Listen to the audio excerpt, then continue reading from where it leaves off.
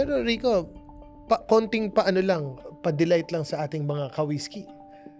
Kung content creator sila at nag-uumpisa sila, dapat ba lavalier or dapat ba microphone na ganito? Ang lagi kong sinasabi or madalas answer is, it depends.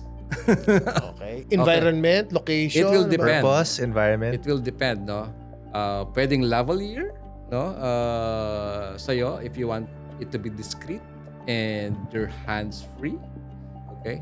Pwede naman ganitong microphone kasi yung mga microphone ngayon meron siyang personality yung it looks good on the camera.